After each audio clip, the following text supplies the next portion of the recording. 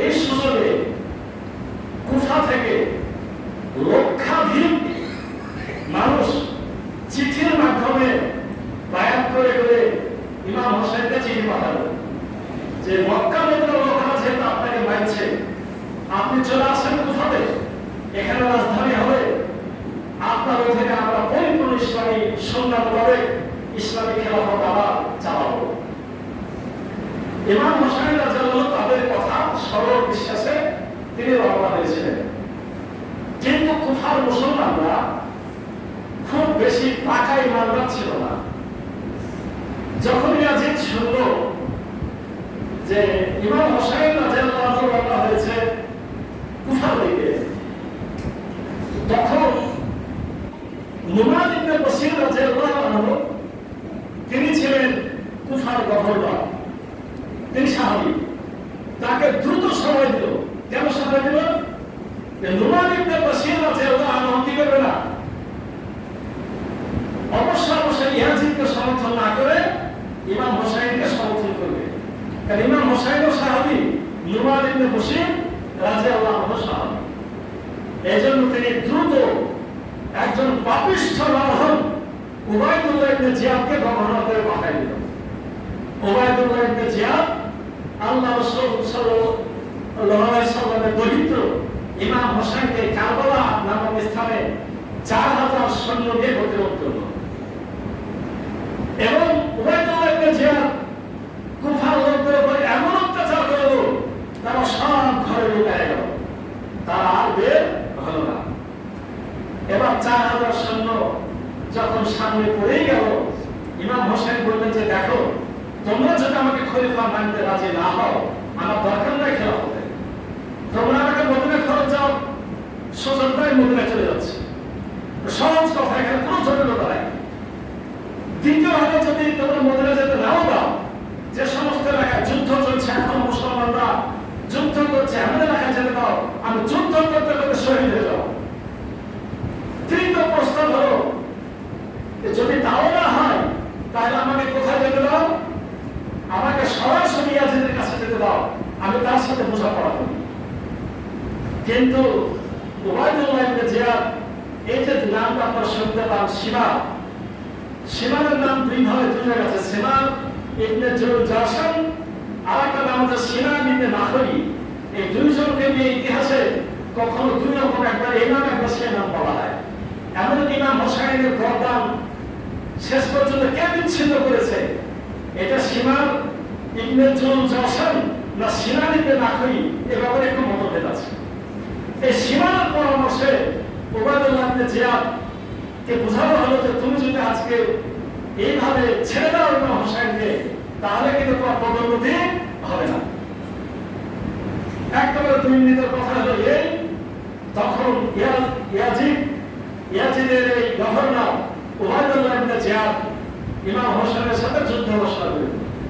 আপনারা বাকি ইতিহাস জানেন। 4000 সৈন্যের সাথে ইমাম হোসেনের সৈন্য ছিল আপনার 30টা ছিল ঘোড়া, আর 40 জন ছিল পদাতিক। কজন? 70 জন। আর নারী শিশু মিলে ছিল 17 জন। তাদের মধ্যে 2 জন শহীদ হয়েছে, ওদিকে 70 জনই শহীদ হয়েছে। আর নারী শিশুর মধ্যে 2 জন, 72 জন শহীদ হয়েছে। আপনারা মনে করেন না 4000 সৈন্য লড়াই করেছে, চারদিক ঘিরে মনে হয় 72 জনকে একবার শেষ করেছে না, কাফেরদের 88 জনকে খতম করা হয়েছে। এখান থেকে কি শিক্ষা? মুসলমান যখন লড়াই করা শুরু করে, কমপক্ষে একজন কিনে মরবে, পারলে বেশি, যত বড় বাহিনী হোক না কেন। ইমাম হোসেনের উপরে জোর করে যুদ্ধ চাপিয়ে দেওয়া হয়েছিল, তিনি বাধ্য হয়েছিলেন যুদ্ধ করতে। তিনি রাত্রিবেলায় বৃহস্পতি মানে 10 মুহররমের আগে রাত 9 মুহররমে সবাইকে বললেন যে দেখো, অবস্থা খুবই বিগতি, আমাদের পানি নাই, খাদ্য নাই, চতুর্দিক থেকে আমরা খেলা আছি, তোমাদের যাদের যাদের মন চাই তোমরা বিদায় নিতে পারো আমার কাছ থেকে। তারা যেহেতু যুদ্ধ করবে, প্রয়োজন আমি একাই যুদ্ধ করবো, তাদের আমাকে হত্যা করার ইচ্ছা, আমি লড়তে লড়তে শহীদ হয়ে যাবো। কিন্তু একজন মানুষও ইমাম হোসেনকে ছেড়ে কিন্তু বিদায় নেয় নাই। বরঞ্চ ইয়াজিদ বাহিনীর বেশ কিছু সৈন্য ইতিহাস বলে ইমাম হোসেনের পক্ষ নিয়েছিল শেষ পর্যায়ে। সকালবেলা থেকে যুদ্ধ শুরু হলো, সন্ধ্যা পর্যন্ত প্রবল বীর বিক্রম ইমাম হোসেন তাদের সাথে লড়াই করেছে। সর্বশেষ যারা দু একজন শহীদ হয়েছে, সর্বশেষ শহীদের তালিকাতেই ইমাম হোসেন রাদিয়াল্লাহু আনহু। ইমাম হোসেন রাদিয়াল্লাহু মাথাকে কেটে নিয়ে প্রথমে আপনার গভর্নর হাউসে ওয়াইদুল্লাহ জিয়াদের কাছে নিয়ে যাওয়া হয়েছে। ইতিহাসে বলে তার মুখে নাকে আপনার তরবারি দিয়ে খুঁচানো হয়েছে মাথা নামে। এবং আমি সেদিন আশ্চর্য হলাম যে কথাটা খুব গোপন থাকে, ইয়াজিদকে যারা ভালো বলার চেষ্টা করে তারা ঢেকে রাখে, ইয়াজিদও এই কামনা করেছে। আপনার ওয়াইদুল্লাহ জিয়াদকে একজন সাহাবী প্রচন্ড ধিক্কার দিয়েছিল, ইয়াজিদকেও তার ওখানে তাকে প্রচন্ড রূপে ধিক্কার দিয়েছিল।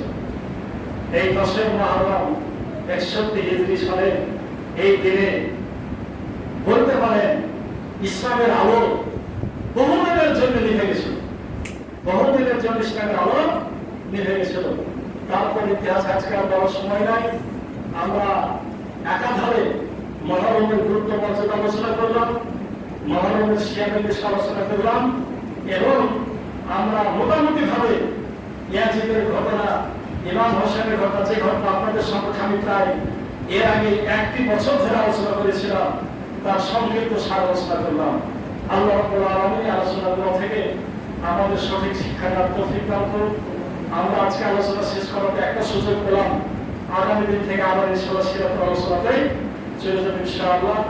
আমরা প্রকৃত অর্থে কোরআন সুন্নাহর অনুসারী হই এবং নিজেদের এই ঘটনাগুলোর আলোকে ইমাম হোসেন শিক্ষা দিয়েছে জীবন কি বাঁচানোর নাম ইমান নয়, প্রয়োজনে জীবন দেওয়ার নামে কিন্তু ইমান। আল্লাহ আমাদের শিক্ষাটুকু গ্রহণের তৌফিক দান করুন, সকলে আল্লাহুম্মা আমিন। বারাকাল্লাহু লানা ওয়া লাকুম ফিল কুরআনিল আযীম ওয়া নাফা'নি ওয়া ইয়্যাকুম বিমা ফীহি মিন আয়াতিল যিকরিল হাকীম। আকুলু ক্বাওলি হাযা আস্তাগফিরুল্লাহ লি ওয়া লাকুম ওয়া লিসাইরিল মুসলিমিনা মিন কুল্লি যানব ফাস্তাগফিরুহু ওয়া তুবু ইলাইহি লা হাওলা ওয়া লা কুওয়াতা ইল্লা বিল্লাহ।